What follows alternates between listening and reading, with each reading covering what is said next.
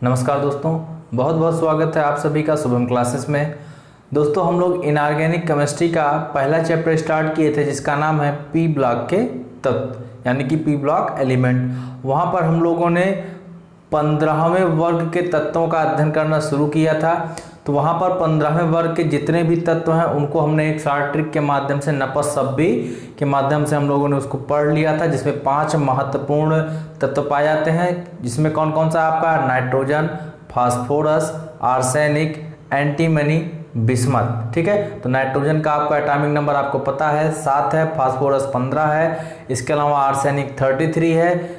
Arsenic के बाद antimony आता है 51, आर्सेनिक के बाद फिर आपका जो आता है एंटीमनी का 51। इसके बाद बिस्मथ आपका है, बिस्मथ का कितना है आपका 53 के बाद जस्ट आपका कितना हो जाता है, सॉरी 51 के बाद कितना होता है 83 हो जाता है। और इसके अलावा जो है आपका एक तत्व और था, ठीक, तो उसका हम लोगों ने कुछ बहुत ज़्यादा जो है अध्ययन नहीं किया था, बशर्ते सिर्फ क्या किया था, उसका हम लोगों ने इलेक्ट्रॉनिक कॉन्फ़िगरेशन तक निकाला था। ठीक है, इसके अलावा हमने बहुत सारे गुण पढ़े थे। मैंने आपसे यह भी पूछा था कि भैया आप लोग ऑक्सीकरण संख्या वगैरह निकालना जानते हैं कि नहीं, विद्युत ऋणात्मकता निकालना जानते हैं, आयरन विभव निकालना जानते हैं, ये सारी चीज़ें जानते हैं कि नहीं, आप लोग कमेंट करके बताइए। तो बहुत कम लोगों का रिस्पांस आया था। ठीक है, मैं एक बार फिर से कहना चाह रहा हूँ, यदि आप लोग यह सारी चीज़ें, यह सारी प्रॉपर्टीज आप लोग जानते हैं, इसका मतलब समझते हैं टर्म का, तो बहुत ही अच्छी बात है। यदि नहीं समझते हैं तो कृपया करके आप लोग कमेंट करके ज़रूर बता दें, जिससे मैं एक वीडियो पर्टिकुलरली इस चीज़ के लिए बना दूँ। क्योंकि भैया टर्म, केमिस्ट्री टर्म पर ही डिपेंड है। अगर टर्म नहीं समझ में आएगा तो आपको डेफिनीशन नहीं समझ में आएगी, कोई भी बात, कोई भी लेक्चर नहीं समझ में आएगा। तो सर्वप्रथम आप लोगों को टर्म जानना बहुत ही ज़रूरी है। ठीक, तो आप लोग कृपया करके कमेंट करके ज़रूर बता दें कि आपको ये सारे टर्म समझ में आते हैं या नहीं आते हैं। जो भी टर्म आपको नहीं समझ में आता आप लोग कमेंट करके बताइए। अगर ज़्यादा टर्म आप लोगों का फंसेगा तो मैं एक अलग से वीडियो बनाऊंगा, अगर थोड़ा बहुत कुछ है तो मैं उसको वहीं पर समझाने की कोशिश करूंगा कमेंट के माध्यम से ही। ठीक है दोस्तों, तो आज हम लोग पढ़ेंगे, पिछले वीडियो में हम लोगों ने क्या पढ़ा था, एक तो अमोनिया पढ़ा था, दूसरा डाई नाइट्रोजन या नाइट्रोजन गैस N2 को पढ़ा था। आज के इस वीडियो में हम लोग देखेंगे नाइट्रोजन के ऑक्साइड। ठीक है, तो जो हमारा नाइट्रोजन होता है वो विभिन्न ऑक्सीकरण संख्या को प्रदर्शित करता है और ऑक्सीजन के साथ क्रिया करके क्या बनाता है, नाइट्रोजन के ऑक्साइड बनाता है। तो नाइट्रोजन के ऑक्साइड हमारे कई टाइप के बनते हैं, मेनली इसमें जो है हमारे 6 टाइप लगभग 6 टाइप दिए गए हैं। ठीक है, तो आइए हम लोग इसका आपका एक जो है कंपैरेटिव स्टडी कर लेते हैं। एक ही चार्ट बना करके हम स्टडी कर रहे हैं। आपके एनसीईआरटी में भी चार्ट बनाया गया, लेकिन थोड़ा सा हमने इसमें क्या कर दिया, संरचना को इसी में इंक्लूड कर दिया गया है। ठीक है, तो इस वजह से ये चार्ट, एक ही चार्ट के माध्यम से आप पूरे नाइट्रोजन के ऑक्साइड को एक ही बार में सीख सकते हैं। ठीक, तो चलिए स्टार्ट करते हैं आज का वीडियो।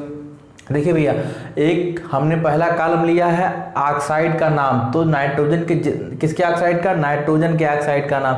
तो नाइट्रोजन के जितने 6 ऑक्साइड होते हैं हमने इसको जो है क्रम से लिख दिया है एक कॉलम में। दूसरा हमने कहा कि जो भी नाइट्रोजन का ऑक्साइड होगा उसका क्या केमिकल फार्मूला होगा, क्या उसका सूत्र होगा, उसको हमने दूसरे वाले कॉलम में लिख दिया है। तीसरा हमने कॉलम में लिखा है संरचना, तो जो आपके नाइट्रोजन के ऑक्साइड होंगे वह सभी के सभी क्या होंगे, अनुनादी संरचना को प्रदर्शित करते हैं, क्योंकि इसमें लोन पेयर ऑफ इलेक्ट्रॉन पाया जाता है, इस वजह से अनुनादी संरचना प्रदर्शित करते हैं। तो इसका हमने यहाँ पर क्या लिख दिया है, संरचना लिख दिया है। ठीक है, नेक्स्ट कॉलम की तरफ बढ़ते हैं तो हमने क्या कर दिया है, जो भी आपका नाइट्रोजन का ऑक्साइड है उसमें जो नाइट्रोजन आपका तत्व है उस नाइट्रोजन तत्व का ऑक्सीडेशन संख्या क्या होगी, ऑक्सीडेशन नंबर क्या होगा, यह चीज हमने एक कॉलम में लिख दिया है। नेक्स्ट आपका जो आपका पर्टिकुलर नाइट्रोजन का ऑक्साइड है इसको बनाने का तरीका क्या है, निर्माण की विधि क्या है, सामान्य विधि हम लोगों जो है इसका देख लेते हैं। इसके अलावा क्या है, चाहे उसका भौतिक गुण हो चाहे रासायनिक गुण हो, एक शार्ट में जो हम लोग सिर्फ एक जो है चार्ट के माध्यम से पढ़ेंगे इसमें। तो चलिए देखते हैं, हमारा पहला ऑक्साइड है नाइट्रोजन का, उसका नाम है डाई नाइट्रोजन ऑक्साइड। देखिए डाई नाइट्रोजन ऑक्साइड, डाई का मतलब होता है क्या, डाई का मतलब होता है 2। ठीक, 2 डाई नाइट्रोजन, 2 का मतलब डाई का मतलब 2 हो गया, अब नाइट्रोजन हो जाएगा 2 नाइट्रोजन, और इसके अलावा ऑक्साइड। तो ऑक्साइड क्या होता है, ऑक्सीजन होता है, ठीक है, डाई नाइट्रोजन ऑक्साइड हो गया। अब देखिए इसको हम केमिकल फार्मूले के रूप में लिखेंगे, तो अब क्या डाई नाइट्रोजन तो N2 हो गया, ऑक्साइड अगर सिंगल है तो क्या हो जाएगा N2O हो जाएगा।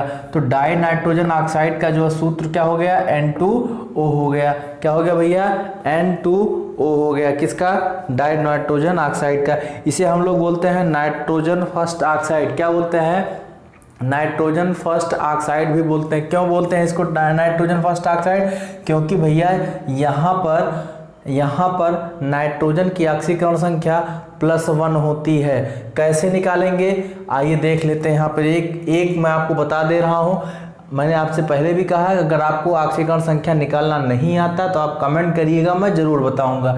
जैसे आपका है N2O का O, ठीक है, इसमें आपको नाइट्रोजन का पता करना है। तो भैया आप लोग जब मैथ लगाते हैं जिसकी वैल्यू नहीं पता रहती उसको आप लोग क्या मानते हैं, लेट अस कंसीडर x, उसको आप क्या रख लेते हैं, उसकी वैल्यू x मान लेते हैं। तो यहाँ पर नाइट्रोजन की ऑक्सीकरण संख्या माना कितना है, x है, ठीक है। अब कितने x है, यहाँ पर नाइट्रोजन की संख्या कितनी है 2, तो x इंटू में 2, ठीक, अच्छा x इंटू में 2 हो गया। अब प्लस करिए, प्लस का साइन लगाइए। ऑक्सीजन की ऑक्सीकरण संख्या कितनी होती है, ऑक्सीजन की ऑक्सीकरण संख्या -2 होती है। अच्छा कितना ऑक्सीजन 1 है, तो -2 × 1 इक्वल टू कितना आता है 0 आता है।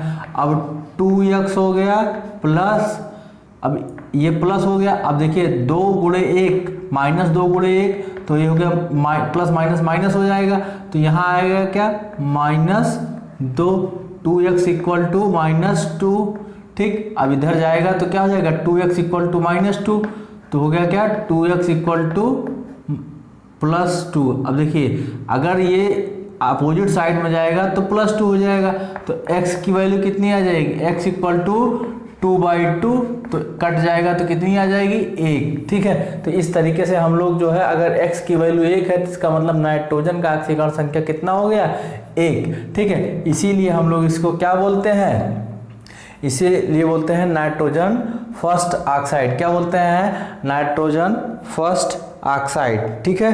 तो इस तरीके से जो है अब यहाँ पे हम लोग संरचना देखेंगे। देखिए हमारा 2 नाइट्रोजन है, ठीक, और दोनों नाइट्रोजन एक दूसरे से ट्रिपल बॉन्ड के द्वारा जुड़े हुए हैं, ठीक है। और क्या करता है, जो लोन पेयर ऑफ इलेक्ट्रॉन है नाइट्रोजन के पास, यानी कि ये इलेक्ट्रॉन जो हमने आपको ऊपर दिखाया, यही इलेक्ट्रॉन क्या कर देता है, ये शेयर कर देता है किसके साथ, ऑक्सीजन के साथ शेयर कर लेता है। शेयर करने का मतलब ये हुआ कि अपने इलेक्ट्रॉनों को एकदम बीच में रख देगा, मतलब जो इलेक्ट्रॉन होंगे नाइट्रोजन और ऑक्सीजन के बीचों बीच में रहेंगे, ठीक, तो थोड़ा सा नाइट्रोजन की तरफ ज़्यादा झुके रहेंगे, ठीक। तो इस तरीके से इसकी संरचना हो गई N2O की, ठीक है। इसे आप लोग क्या बोलते हैं, डाई नाइट्रोजन ऑक्साइड बोलते हैं। अच्छा इसको हम लोग प्राप्त कैसे करते हैं, जब हम लोग अमोनियम नाइट्रेट को ज़्यादा टेम्परेचर पर हीट करते हैं तो यह ब्रेक डाउन हो जाता है, तो हमें प्राप्त क्या होता है N2O या डाई नाइट्रोजन ऑक्साइड प्राप्त होता है, साथ ही साथ जल प्राप्त होता है। तो जो हमारा डाई नाइट्रोजन ऑक्साइड होता है यह कैसा होता है, उदासीन रासायनिक जो गुण होता है, रासायनिक क्रियात्मक रूप से क्या होता है, न्यूट्रल होता है, उदासीन होता है, साथ ही साथ कैसा होता है, रंगहीन गैस होती है, रंगहीन गैस होती है, ठीक है। अगला हमारा नाइट्रोजन मोनोऑक्साइड, अगला क्या है, नाइट्रोजन मोनोऑक्साइड। देखिए नाइट्रोजन का मतलब नाइट्रोजन हो गया और मोनो का मतलब सिंगल, मोनो का मतलब एक, तो ऑक्साइड कितना हो जाएगा 1, तो नाइट्रोजन ऑक्साइड या नाइट्रोजन मोनोऑक्साइड, ठीक है। अब यहाँ पर क्या होगा, ध्यान से देखिएगा, यहाँ पर नाइट्रोजन, देखिए नाइट्रोजन 3 बॉन्ड बनाएगा क्योंकि इसको आउटर मोस्ट शेल में 3 इलेक्ट्रॉन की कमी है अपना ऑक्टेट या अष्टक पूरा करने के लिए। तो ये क्या करता है, देखिए ऑक्सीजन को 2 चाहिए तो क्या करता है, 2 जो है बॉन्ड बना लेता है ऑक्सीजन के साथ, और एक जो है नाइट्रोजन के ऊपर नेगेटिव चार्ज आ जाता है। तो इस प्रकार से इसका ऑक्टेट कंप्लीट और इसका भी ऑक्टेट कंप्लीट। तो आपका NO या नाइट्रोजन मोनोऑक्साइड का जो है आपको क्या मिल गया, यहाँ पे संरचना सूत्र मिल गया। ठीक है, अब देखिए, अब यहीं पर आपने बताया इसका ऑक्सीकरण संख्या नाइट्रोजन का आपको निकालना है। अब देखिए NO है, N की आप ऑक्सीकरण संख्या कितना मानेंगे, X मानेंगे, और ऑक्सीजन की कितनी होती है, -2 होती है, तो प्लस माइनस का गुणा होगा तो कितना हो जाएगा, इक्वल टू 0, तो x - 2 इक्वल टू 0, तो x इक्वल टू कितना होगा, ये 2 उधर चला जाएगा तो हो जाएगा +2, यानी कि अब जो है NO में या नाइट्रोजन मोनोऑक्साइड में नाइट्रोजन की ऑक्सीकरण संख्या कितनी हो जाएगी, +2 हो जाएगी। तो यहाँ पर आपका +2 इसका ऑक्सीकरण संख्या दिया गया है। ठीक है, तो इसको बनाने की विधि क्या है, किसको बनाने की विधि, नाइट्रोजन मोनोऑक्साइड को। इसमें क्या करते हैं, NaNO2 को की क्रिया किसके साथ कराते हैं, FeSO4, ठीक है, या आयरन सल्फेट के साथ कराते हैं, साथ ही साथ H2SO4 या शांत सल्फ्यूरिक अम्ल की उपस्थिति में। मतलब NaNO2 की क्रिया हम लोग आयरन सल्फेट के साथ शांत सल्फ्यूरिक अम्ल की उपस्थिति में क्रिया कराएंगे तो हमें क्या प्राप्त होता है, हमें प्राप्त होगा Fe2SO4 का होल थ्राइस प्लस में क्या, सोडियम हाइड्रोजन सल्फेट जल, और यह देखिए मेन प्रोडक्ट आपको यहाँ मिल गया NO, ठीक है, नाइट्रोजन मोनोऑक्साइड। तो इस प्रकार से आप लोग जो है नाइट्रोजन मोनोऑक्साइड को बना सकते हैं। ठीक है, NaNO2 H2SO4 और FeSO4 के माध्यम से, ठीक है, इसकी हेल्प से। ठीक, अब देखिए जो आपका नाइट्रोजन मोनोऑक्साइड होगा यह कैसा होगा, रंगहीन होगा, रंगहीन होने के साथ साथ गैसियस स्टेट में होगा, और क्या होगा, उदासीन होगा, न्यूट्रलाइज होगा। ठीक है, अब अगला आपका आता है नाइट्रोजन का ऑक्साइड जिसका नाम है die nitrogen try oxide. Die nitrogen try oxide, die nitrogen का मतलब देखिए, डाई का मतलब क्या हो गया, 2, नाइट्रोजन का मतलब नाइट्रोजन, तो नाइट्रोजन कितने हो गए, 2, और अब कह रहा है ट्राई ऑक्साइड, इसका मतलब ऑक्सीजन कितने हो गए, 3। ठीक है, N2O3, देखिए यहाँ पर आपका केमिकल फार्मूला लिखा हुआ है, रासायनिक सूत्र लिखा हुआ है N2O3। ठीक, अब देखिए यहाँ पर क्या होगा, दोनों नाइट्रोजन एक दूसरे से सिंगल बॉन्ड के द्वारा जुड़े होते हैं। ठीक है, एक दूसरे से किसके द्वारा जुड़े होते हैं, सिंगल बॉन्ड के द्वारा। दूसरे वाले नाइट्रोजन से क्या करता है, एक डबल बॉन्ड ऑक्सीजन जुड़ जाता है, और एक पहले नंबर वाले नाइट्रोजन से क्या होता है, एक डबल बॉन्ड ऑक्सीजन जुड़ जाएगा।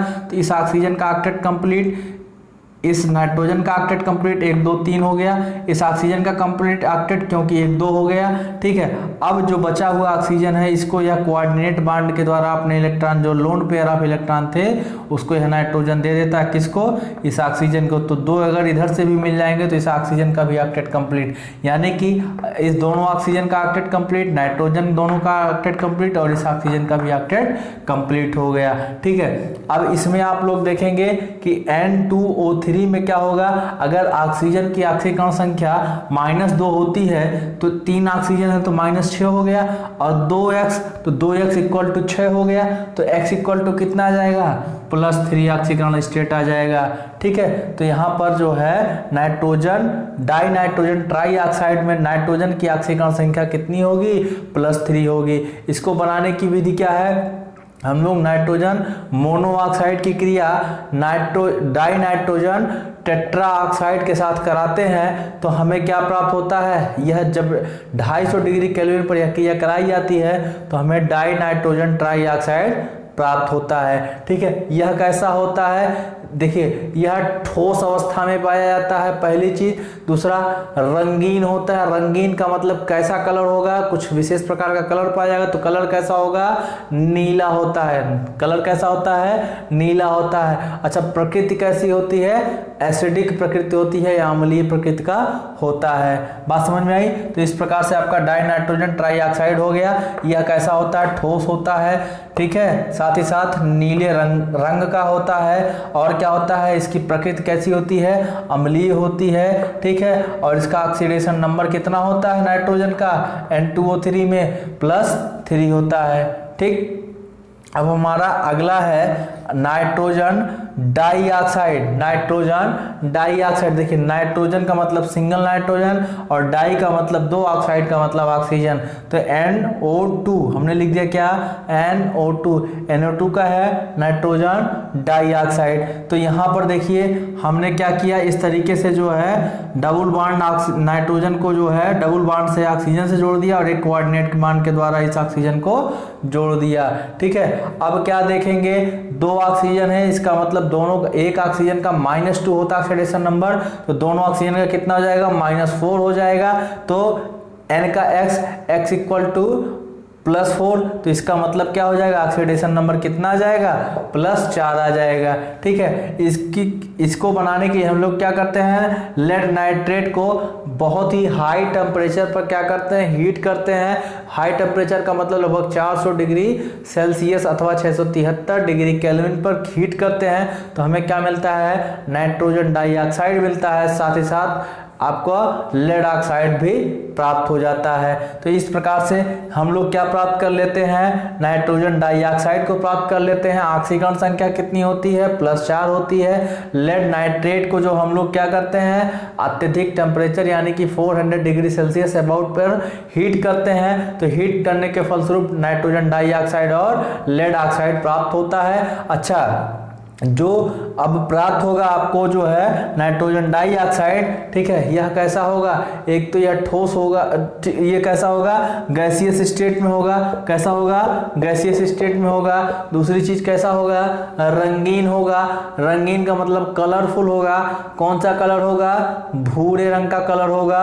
और इसकी जो नेचर होगा, जो प्रकृति होगी, वह कैसी होगी, अम्लीय होगी। ठीक है, अभी तक आप देख रहे थे कि ऊपर जितने दोनों मिले थे, नाइट्रोजन डाई नाइट्रोजन ऑक्साइड, इसके अलावा मिला था आपको नाइट्रोजन मोनोऑक्साइड, दोनों कैसे थे, उदासीन प्रकृति के थे।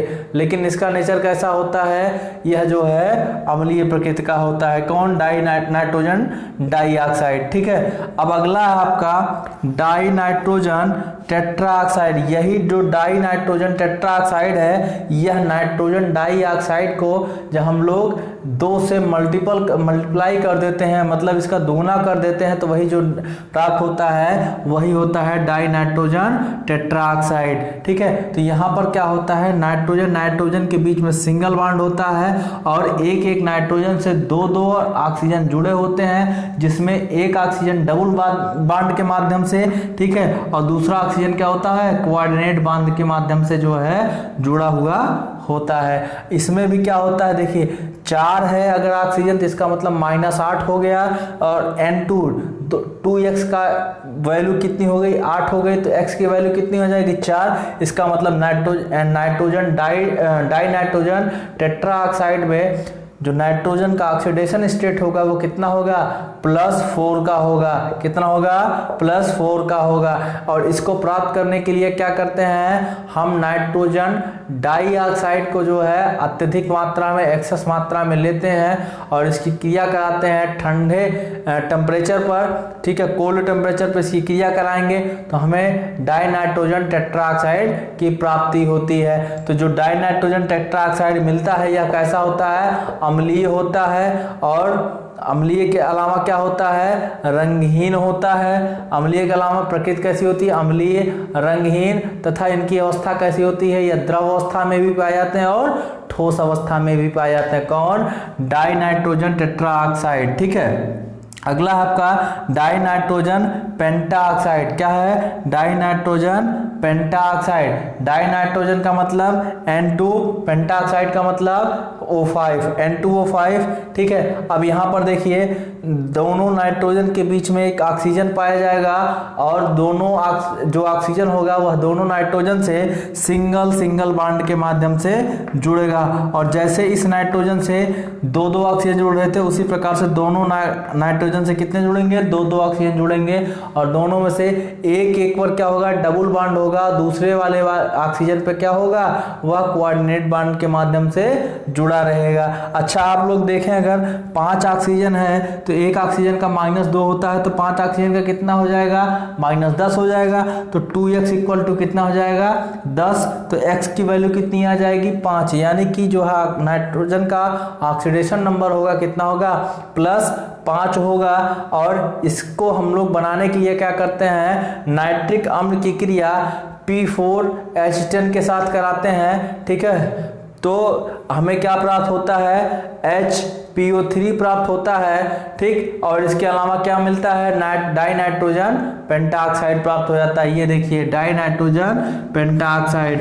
अब यह कैसा होता है, डाई नाइट्रोजन पेंटाऑक्साइड अम्लीय होता है, ठीक है। और मतलब प्रकृति कैसी होगी, अम्लीय होगी, रंगहीन होता है। इसके अलावा कैसा होता है, ठोस अवस्था में पाया जाता है, सॉलिड स्टेट में पाया जाता है, ठीक है। और कैसा होता है, रंगहीन होता है। और प्रकृति कैसी होगी, अम्लीय होगी। तो भैया मैं हट जा रहा हूँ, आप लोग इसका एक बार स्क्रीनशॉट ले लीजिए, ठीक है। बहुत ही इंपॉर्टेंट है, एक ही वीडियो में एक ही बार में आपको पूरा चीज़ें बता दी गई हैं, कंपैरेटिव स्टडी करा दिया गया है, ठीक है। इसके अलावा आपका अगला नाइट्रोजन का जो है यौगिक है वह है नाइट्रिक अम्ल, जिसे आप लोग बोलते हैं क्या, HNO3, ठीक है। तो आइए हम लोग क्या करते हैं, नाइट्रिक अम्ल के विरेचन की विधि पढ़ते हैं, ठीक है। देखते हैं किस प्रकार से नाइट्रिक अम्ल का निर्माण किया जा सकता है। चलिए दोस्तों, अगला हमारा है, अगला यौगिक नाइट्रोजन का वो क्या है, नाइट्रिक अम्ल, ठीक है। तो हमारा अगला यौगिक क्या है, नाइट्रिक अम्ल, जिसे आप लोग जिसका मॉलिक्यूलर फार्मूला क्या होता है, HNO3। क्या होता है, HNO3। तो नाइट्रोजन जो होता है वह ऑक्सो अम्ल बनाता है। क्या बनाता है, ऑक्सो अम्ल बनाता है, ठीक है। नाइट्रोजन क्या करता है, ऑक्सो अम्ल बनाता है, मतलब ऑक्सीजन के साथ क्रिया करके ऑक्सो अम्ल बनाएगा। तो उसमें जो है विभिन्न प्रकार के ऑक्सो अम्ल बनते हैं, जैसे आपका हो गया हाइपोनाइट्रस अम्ल। क्या बनता है,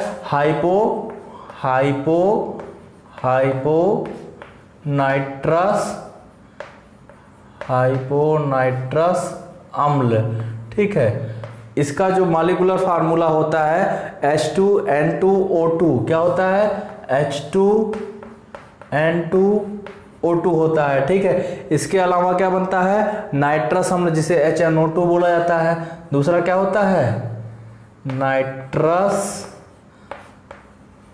अम्ल, ठीक है। यह भी क्या है, ऑक्सो अम्ल है, नाइट्रस अम्ल, इसे आप लोग लिखते हैं HNO2 से। तीसरा क्या है, एक और होता है नाइट्रिक अम्ल।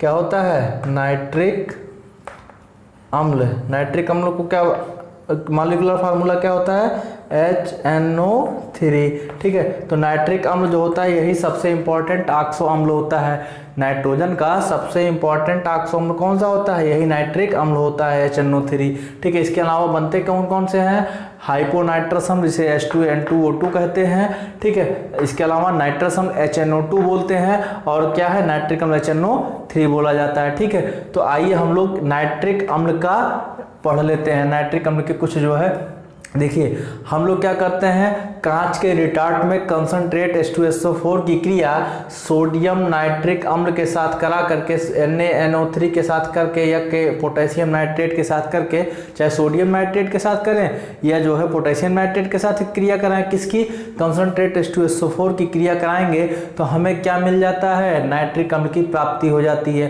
तो यह जो क्रिया कराई जाती है प्रयोगशाला में या लेबोरेटरी में कराई जाती है, ठीक है। तो कांच के रिटार्ट में कंसंट्रेट H2SO4 की क्रिया हम चाहे पोटेशियम नाइट्रेट के साथ करा ले, चाहे सोडियम नाइट्रेट के साथ करा ले, हमें प्राप्त क्या होगा, नाइट्रिक एसिड या नाइट्रिक अम्ल, जिसका जो मॉलिक्यूलर फार्मूला क्या होगा, HNO3 होता है। तो आइए हम लोग जो है इसको रिएक्शन के माध्यम से समझते हैं। तो यह एक इक्वेशन दिया गया है, यहाँ पे सोडियम नाइट्रेट की क्रिया सल्फ्यूरिक अम्ल, कंसंट्रेट सल्फ्यूरिक अम्ल के साथ करा रहे हैं, ठीक है। तो जब यह क्रिया किस में हो रही है, कांच के रिटार्ट में हो रही है, तो आपको सोडियम हाइड्रोजन सल्फेट प्राप्त होगा।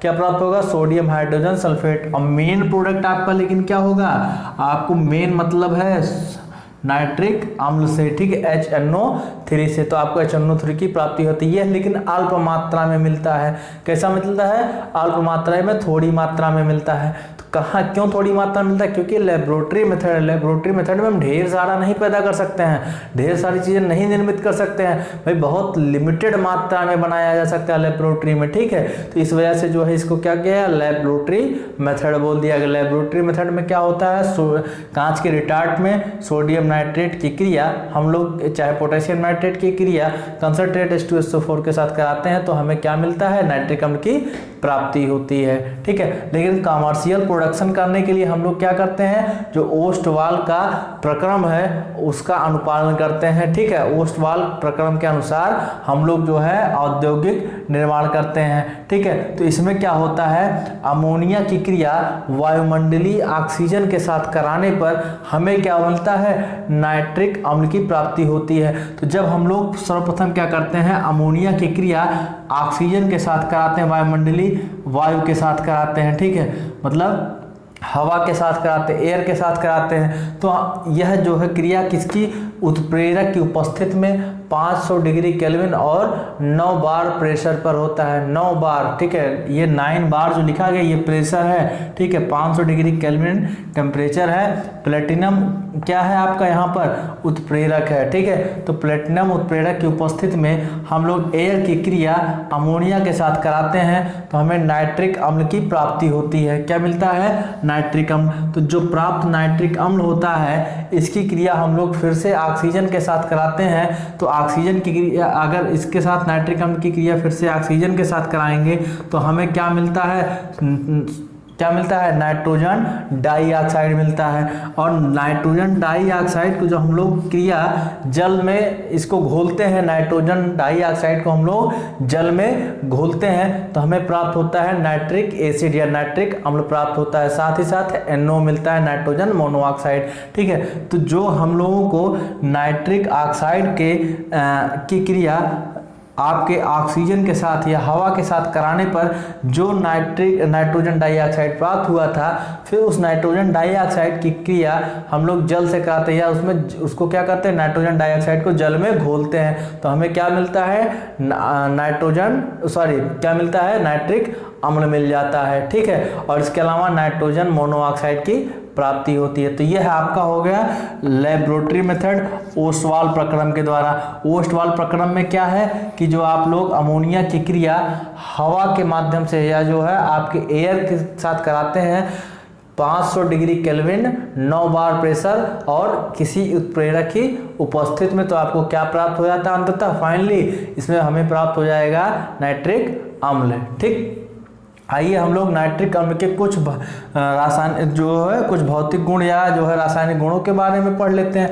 तो पहला क्या है, ये जो क्या नाइट्रिक अम्ल कैसे होते हैं, रंगहीन होते हैं, मतलब कलरलेस होते हैं। दूसरी चीज क्या है, यह कैसे हैं, यह जो है क्या है, लिक्विड स्टेट में प्रेजेंट होता है, ठीक है। किसमें, लिक्विड स्टेट में, यानी कि द्रव अवस्था में पाया जाता है, ठीक है। इसका जो हिमांक होता है, देखिए भैया द्रव है तो इसका हिमांक और क्वथनांक क्या होगा, भाई ये जमेगा या तो जो है यह क्वथन करेगा, ठीक है, मतलब बॉयल करेगा।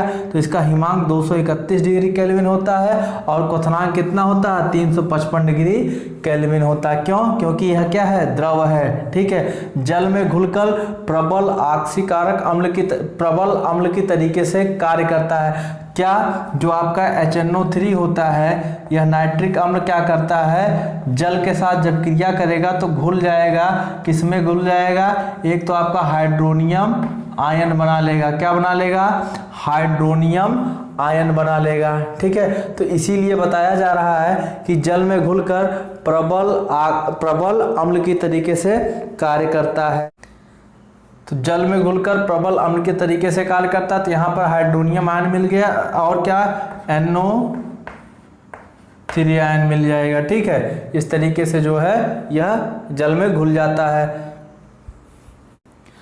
फिर अगला है प्रबल ऑक्सीकारक के रूप में कार्य करता है कौन, नाइट्रिक अम्ल। कैसे, कॉपर के साथ, ठीक है, जो ये क्या करता है, चाहे कंसंट्रेट HNO3 के साथ क्रिया करा ले कॉपर की, चाहे जो हम लोग क्या करा ले डाइल्यूट HNO3 के साथ क्रिया करा ले। अगर हम लोग डाइल्यूट लेंगे तो यहाँ पर 8 मॉलिक्यूल ऑफ जो 8 मोल HNO3 यूज होगा। अगर हम लोग नाइट्रिक अम्ल को कंसंट्रेट लेते हैं तो यहाँ पर सिर्फ 4 मॉलिक्यूल यूज होगा। तो ये जो है कॉपर के साथ क्रिया करेगा और कॉपर नाइट्रेट बना लेगा, साथ ही साथ नाइट्रोजन डाइऑक्साइड बना लेगा। ठीक है, तो जो है कॉपर को जो है क्या कर देता है, ऑक्सीकृत कर देता है, प्रबल ऑक्सीकारक होता है। ठीक, इसके अलावा क्या होता है, कुछ धातुओं जैसे आपका एल्युमिनियम हो गया या क्रोमियम हो गया, यह जो है नाइट्रिक अम्ल में विलय नहीं होते हैं। तो जो हमारी सर्टेन धातुएं हैं, कुछ धातुएं जैसे एल्युमिनियम हो गया, क्रोमियम हो गया, यह धातुएं क्या होती हैं, हमारे नाइट्रिक अम्ल में विलय नहीं होती हैं। तो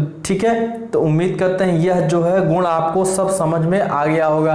तो भैया एक बार इसका भी आप लोग क्या कर लीजिएगा, स्क्रीनशॉट ले लीजिएगा, मैं हट गया हूँ। ठीक, आप लोग इसका भी स्क्रीनशॉट ले लीजिए। ठीक, अब दोस्तों आज का वीडियो सेशन यहीं पर समाप्त करते हैं। ठीक है, नेक्स्ट सेशन में जब हम लोग मिलेंगे तो फास्फोरस के अपर रूप पढ़ेंगे। देखिए अब तक आपने नाइट्रोजन के यौगिक पढ़े, ठीक है, अब आप लोग क्या पढ़ेंगे, फास्फोरस के अपर रूप पढ़ेंगे। तो वहाँ पे फास्फिन वगैरह जो भी है, ठीक है, तो वहाँ पे हम लोग नेक्स्ट वीडियो सेशन में और कोशिश करेंगे कि फास्फोरस के जो भी अपर रूप हैं एक वीडियो सेशन में पढ़ करके उसको समाप्त करें। और इसके बाद हम लोग स्टार्ट करते हैं आपका 16वें वर्ग के तत्व। अभी तक आप लोग 15वें वर्ग के तत्व चल रहे थे, ठीक है, अभी 15वें वर्ग का तत्व चल रहा है, तो इसके बाद स्टार्ट करेंगे 16वें वर्ग का तत्व। ठीक दोस्तों, तो चलिए मिलते हैं नेक्स्ट वीडियो में। यदि आप सभी लोगों को वीडियो पसंद आया हो तो प्लीज़ इसको लाइक करें और अपने दोस्तों के पास शेयर करें। यदि आपने अभी तक चैनल को सब्सक्राइब नहीं किया है तो शुभम क्लासेस चैनल को सब्सक्राइब करें। आप प्ले स्टोर पे जाइए और वहाँ से जो है शुभम क्लासेस ऐप को भी डाउनलोड कर सकते हैं। डाउनलोड करने वालों की संख्या 50,000 के क्रॉस कर चुकी है। ठीक है, 50,000, मोर देन 50,000 लोगों ने इसको जो है डाउनलोड किया इस ऐप को, और बहुत ही ट्रेंडिंग ऐप है ये आपका गूगल प्ले स्टोर पे। तो गूगल प्ले स्टोर पे जा करके आप लोग जो है इस ऐप को डाउनलोड कर सकते हैं। शुभम क्लासेस के नाम से यह ऐप है, SHUBHAMCLASSES। ठीक है, शुभम क्लासेस के नाम से हमारा गूगल प्ले स्टोर पर ऐप भी है। Thank you.